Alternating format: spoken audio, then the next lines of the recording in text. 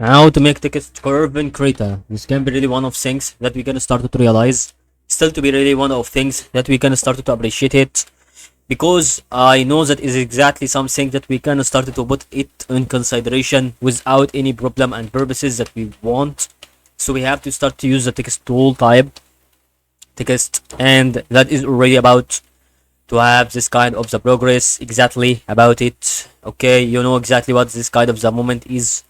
So you use the text tool of converting the vector shape and use the brazier tool to create a curved face. So we gonna start right now to take a ticket. Consider it. You pull like this. Now you base on it. Start to choose the SVG source and put the kind of the SVG that makes it curved. So that is really my opinion. Second thing, maybe when you save it and close it, this will be on hold, and you can start to open it and start to, you know, exactly like this. Now we start to use brazier curve tool, start to use it on the tickets. So that is really my opinion for what it's really all about on that.